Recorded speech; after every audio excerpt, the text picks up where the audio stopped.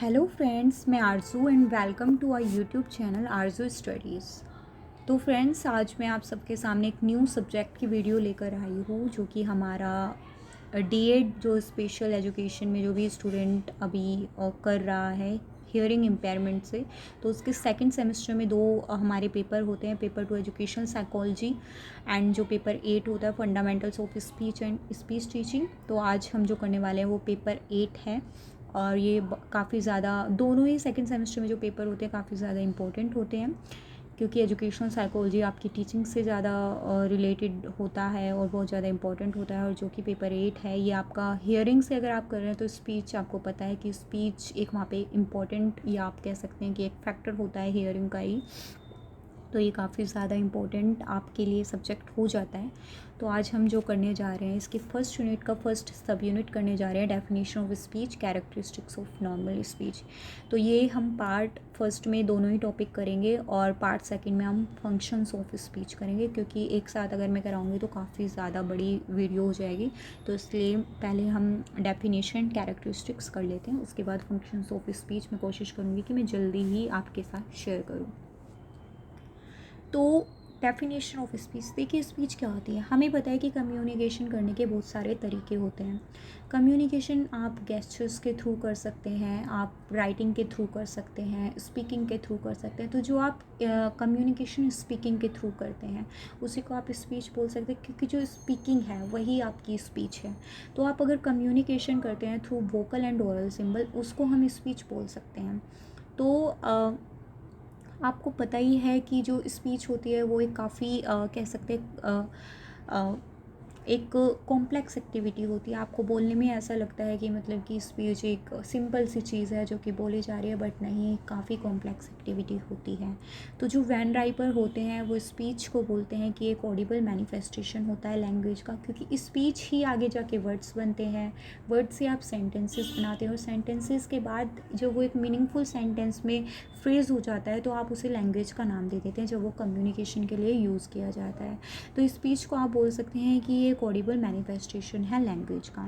तो स्पीच काफ़ी रैपिड होती है, कॉम्प्लेक्स एक्टिविटी, जैसा कि मैंने अभी बताया काफ़ी कॉम्प्लेक्स एक्टिविटी होती है। आपको बोलने में सिर्फ लगता है कि आप स्पीच कर रहे हैं, आराम से आप इजीली बोल पा रहे हैं, बट जो आप बोल पा रहे हैं, आप जो एक सिंगल वर्ड बोलते हैं उसके लिए जो पीछे से प्रोसेस लगता है, काफ़ी कॉम्प्लेक्स चेन के थ्रू वो प्रोसेस बनता है। जो एयर स्ट्रीम होती है वो मॉडिफाई होती है, उसके बाद आप इस स्पीच को प्रोड्यूस कर पाते हैं।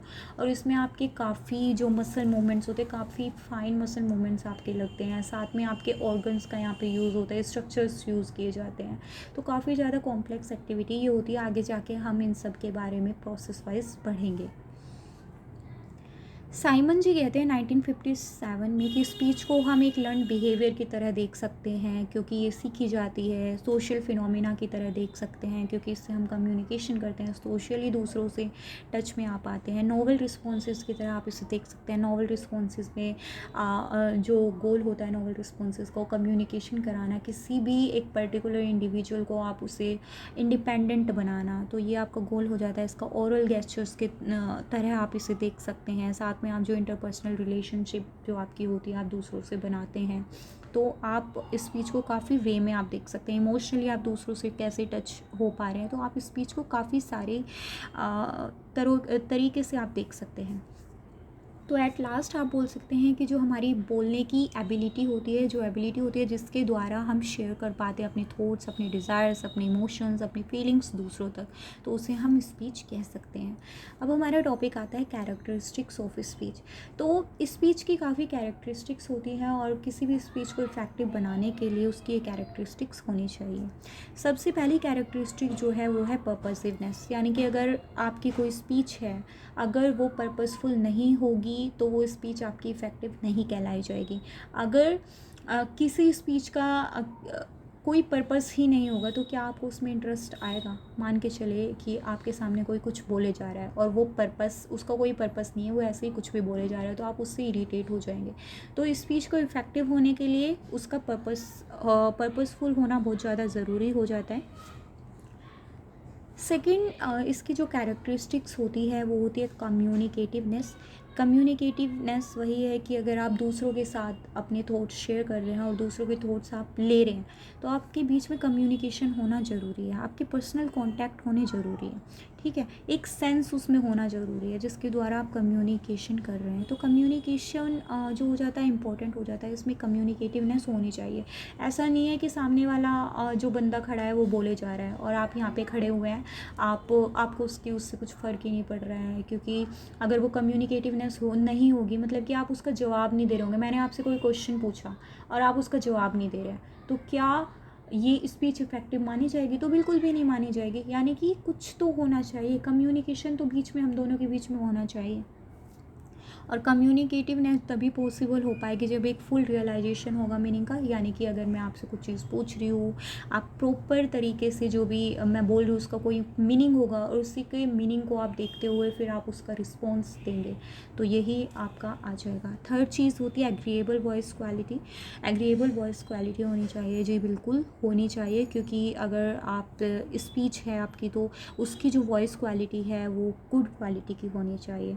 अगर कोई वॉइस होती है बहुत ज़्यादा ब्रीदी होती है, हार्श साउंड अगर होगी, श्रिल होगी, अनप्लेजेंट होगी, ज़्यादा नीज़ल आपकी होगी, थोड़ी नाक में बोलने वाले जो होते हैं, तो आपको वो वॉइस थोड़ी सी शायद लग सकता है कि आपको इरिटेट कर दें। तो it should be age appropriate होनी चाहिए, एज के अकॉर्डिंग होनी चाहिए। आपने देखा है कि जो बच्चे होते हैं सॉफ्ट स्पोकन होते हैं, काफ़ी सॉफ्ट स्पोकन होते हैं बच्चे। अगर उन्हीं बच्चों की आप वॉइस है थोड़ी भारी हो जाए, हम जैसी वॉइस हो जाए, तो क्या आपको उन बच्चे को सुनने का मन करेगा? बिल्कुल नहीं करेगा। तो एज के अकॉर्डिंग हमारी वॉइस चेंज होनी चाहिए। अब बड़ों की वॉइस भी ये नहीं है कि बच्चों की तरह हो, नहीं, एज अप्रोप्रिएट हमारी होनी चाहिए जैसे हमारी होती है। ऑप्टिमम पिच की होनी चाहिए। जैसे कि हमें पता है लड़कियों की जो वॉइस होती है हाई पिच की वॉइस होती है, तो ऐसा नहीं है कि जो लड़कियों की है इतनी ज़्यादा हाई पिच की वॉइस हो जाएगी बिल्कुल चुभने लगे वो कानों में, ऐसा नहीं होनी चाहिए। साथ ही में अगर पिच उल्टी हो जाए, यानी कि जैसे लड़के होते हैं, लड़कों की जो पिच होती है वो लो पिच की साउंड होती है, अब लड़कों की आवाज़ लड़की जैसी हो जाए तो वो भी हमें अच्छी नहीं लगेगी। तो साथ में लाउडनेस जो होनी चाहिए वो भी बिल्कुल एक एडिक्वेट अमाउंट में होनी चाहिए। यानी कि मोस्टली आप इन चीज़ों को ले सकते हैं। पब्लिक फिगर का एग्जांपल लेके आप इसको देख सकते हैं कि अगर कोई पब्लिक फिगर है और वो कहीं पे खड़ा होकर स्पीच दे रहा है, तो उसकी वहाँ पे जो वॉइस की लाउडनेस होगी नॉर्मल वॉइस से थोड़ी ज़्यादा ही होगी, क्योंकि अगर वहाँ पे भी वो नॉर्मली बोलेगा तो वहाँ पे नहीं चलेगा। तो हमारी लाउडनेस भी चेंज होनी चाहिए जगह के साथ। तो एडुकेट लाउडनेस हमारी होनी चाहिए। जिस जगह पे हम खड़े हैं तो वहाँ पे हमें चेंज करना है, मतलब उसे, ठीक है। फोर्थ नंबर पे होती है फ्लैक्सिबिलिटी। तो फ्लैक्सिबिलिटी का मतलब होता है कि जो स्पीच के फीचर्स होते हैं, जैसे कि पिच हो गई, लाउडनेस हो गई, रेट हो गई, क्वालिटी हो गई, स्ट्रेस हो गया, इनकी जो हम कह सकते हैं इनमें चेंजेस लाना, टाइम के साथ इनमें चेंजेस लाना। जहाँ पे हमें हाई पिच की वॉइस चाहिए वहाँ पे हम हाई पिच की वॉइस बना लें। जहाँ पे अभी जैसे कि मैंने पब्लिक फिगर का एग्जांपल दिया, लाउडनेस है, लाउडनेस भी हमें फ्लैक्सिबल देखा जाए तो कहीं पे हमें तेज़ बोलना पड़ता है। अगर हम स्कूल में क्लास में बच्चों को पढ़ा रहे हैं तो वहाँ पे ज़रूरी है कि हमें थोड़ा लाउडली बोलना पड़ेगा, तभी बच्चों को सुनेगी। लेकिन अगर हम घर पे नॉर्मल बात कर रहे हैं तो वहाँ पे हमारी लाउडनेस कम होगी। ऐसे रेट हमारा होता है कि हमें पता है कि जो एक नॉर्मल एडल्ट होता है तो उसकी जो रेट होता है, यानी कि 1 मिनट में कितने वर्ड्स वो बोलता है, ठीक है। तो जो नॉर्मल एडल्ट होता है ऐसा बोला जाता है कि 160 to 180 वर्ड्स पर मिनट बोला जाता है। और अगर आप स्पीच मतलब कि स्पीच में अगर आप कनेक्टेड है तो उस टाइम पे आप 270 वर्ड्स तक भी ये लेके जा सकते हैं। तो ये हमारा रेट हो जाता है। उसके बाद उसकी क्वालिटी कैसी है और उसके बाद स्ट्रेस कैसा है, ये सभी चीज़ आप पैरामीटर्स ऑफ स्पीच में पढ़ेंगे, तो टेंशन ना लें, आगे जाके मैं इन सबको डीपली आपको बताऊँगी। उसके बाद फ्लैक्सिबिलिटी, अगर एक चीज़ हो रहा है कि अगर आपकी स्पीच में फ्लैक्सिबिलिटी नहीं होगी तो वो स्पीच काफ़ी ज़्यादा बोरिंग बन जाएगी।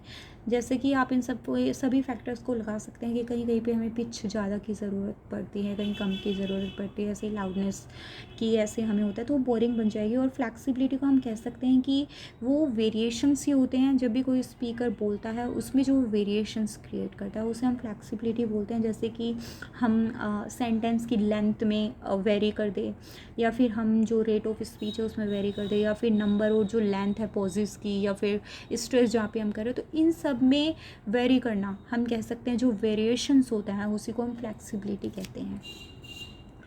5th नंबर पे हमारा हो जाता है एडुकेट प्रोजेक्शन। तो प्रोजेक्शन हमारा होता है जो भी स्पीच या वॉइस हमारी सफिशिएंटली स्ट्रॉन्ग होती है।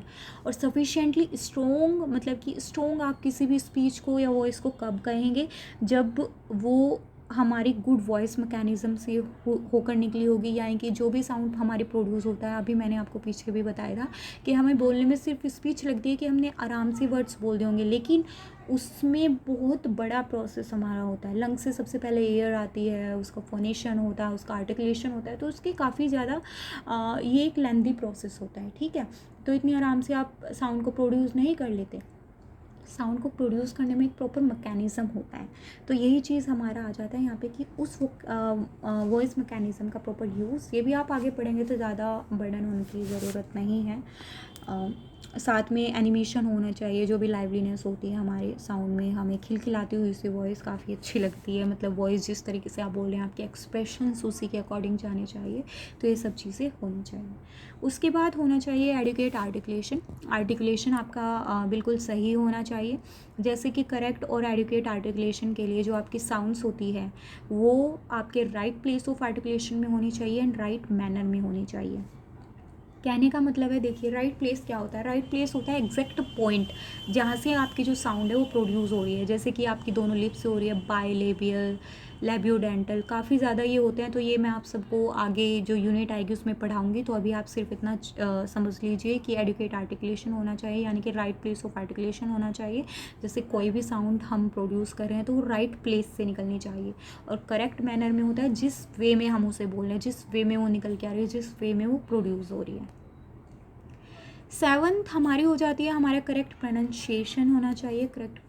करेक्ट प्रोनाउंसिएशन होना चाहिए, यानी कि जो प्रोनाउंसिएशन होना चाहिए सामने वालों को अच्छा लगना चाहिए। जैसे कि बहुत सारे ऐसे होते हैं कि जो डिफरेंट डिफरेंट डायलेक्ट्स में हम यूज़ कर लेते हैं, रीजन्स में यूज़ करते हैं। डायलेक्ट्स जो हमारी होती है, हम एक वर्ड को अलग अलग जगह पे अलग अलग तरीके से देखते हैं। जैसे कि हमने एक पेड़ शब्द ले लिया, ठीक है, पेड़ को संस्कृत में अगर हम उसे देखें वृक्ष बोलेंगे। इसी तरीके से मतलब अलग अलग जो हम यूज़ करते हैं, तो हमारा प्रोनाउंसिएशन जगह को देखते, डायलेक्ट्स को देखते, रीजन्स को देख के बिल्कुल सही होना चाहिए। उसके बाद हमारा 8th होता है एनिमेशन। एनिमेशन में हमारा जैसे कि कोई भी स्पीच है तो वो लाइवलीनेस होनी चाहिए, अलर्टनेस होनी चाहिए और इंटरेस्टफुल होनी चाहिए। यानी कि अगर कोई भी स्पीकर बोल रहा है, वो अगर मान के चलो कि कोई स्पीकर है वो डल है या फिर लाइफलेस है या अनइंटरेस्टेड है, तो क्या दूसरे जो उसे सुन रहा है तो उसे मतलब कि अच्छा लगेगा? नहीं, उसे भी बिल्कुल अच्छा नहीं लगेगा, उसे भी वो वॉइस काफ़ी इरिटेटिव लगेगी। यानी कि एक तरीके से आप एक्सप्रेशंस बोल सकते हैं कि अगर आप खुशी की चीज़ें बोल रहे हो तो आपको वहाँ पे दिखाना चाहिए, मतलब आपको लगना चाहिए कि आप रियल। नहीं तो अगर आप ऐसा नहीं करेंगे, आपकी वॉइस में आपकी जो साउंड है उसमें लाइवलीनेस नहीं होगी, अलर्टनेस नहीं होगी और इंटरेस्ट नहीं होगा, तो वो आप एक रोबोटिक साउंड लगेगी कि जिसमें कोई एक्सप्रेशंस है ही नहीं। तो ये काफ़ी चीज़ यहाँ पे फ़र्क डालती है। उसके बाद हमारा ईज़ ऑफ बियरिंग आ जाता है।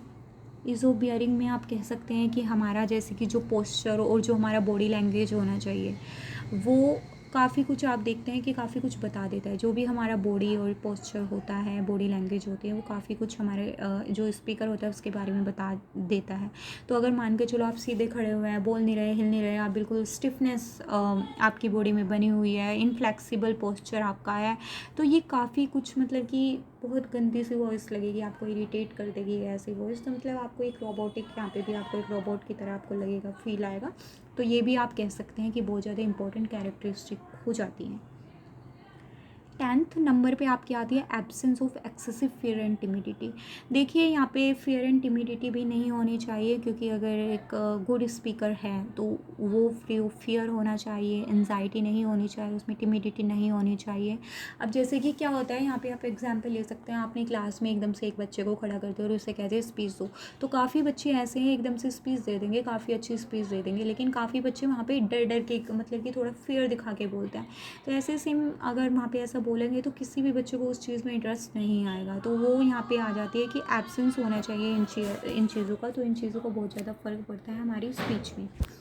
नेक्स्ट हमारी कैरेक्टरिस्टिक आती है सीमेंटिक और लिंग्विस्टिक साउंडनेस। सीमेंटिक का मतलब होता है मीनिंग, तो हमारी जो भी एक गुड और इफ़ेक्टिव स्पीकर होगा वो वही होगा कि हम राइट जगह पे, हम राइट कंटेक्स्ट में राइट वर्ड को चूज़ करें। यानी कि जिस चीज़ में, क्योंकि एक वर्ड डिफरेंट डिफरेंट मीनिंग्स में बोला जाता है, ठीक है। आपने काफ़ी ज़्यादा सिनोनियम्स पढ़े होंगे। जो सिनोनियम्स होते हैं ना, वो कहने के लिए सिनोनियम्स होते हैं, लेकिन उन्हें भी आप कंटेक्स्ट वाइज ही यूज़ करते हैं, ठीक है। अगर आपका कंटेक्स्ट किसी और चीज़ के लिए है तो आपका कंटेक्स्ट अगर किसी सैडफुल है या किसी भी तरीके से आप किसी भी कंटेक्स्ट में यूज़ कर रहे हैं तो उसके लिए आप सिनोनियम्स में से भी, अगर आपके 5 सेम वर्ड्स है उसमें से भी आप उन 5 में से एक ही वर्ड ऐसा होगा जो वहाँ पे फिट बैठेगा, ठीक है। तो सही कंटेक्स्ट में आपको यूज़ करना है। आपकी पावरफुल वोकैब होनी चाहिए, ये सही है, लेकिन उस वोकैब को यूज़ करने के लिए आपकी नॉलेज भी होनी चाहिए। क्योंकि आप हर एक सिनोनियम, देखिए मैंने आपको एग्जांपल दिया, जो सिनोनियम्स होते हैं वो सेम होते हैं, लेकिन आप हर जगह एक ही चीज़ को यूज़ नहीं कर सकते हैं। तो आपको नॉलेज भी होनी चाहिए उस वर्ड को यूज़ करने की एक सही जगह पर। तो आज का सेशन हम यहीं एंड करते हैं। So thank you and hopefully आपको वीडियो अच्छी लगी होगी, और अगर आपको वीडियो पसंद आई है तो इसे लाइक करें, शेयर करें एंड सब्सक्राइब करें। और साथ ही मैं न्यू वीडियो जल्दी लेकर आने वाली हूँ, जो भी फंक्शंस ऑफ स्पीच हमारे हैं तो मैं पार्ट सेकंड इसका जल्दी लेकर आने वाली हूँ। तो thank you and bye bye.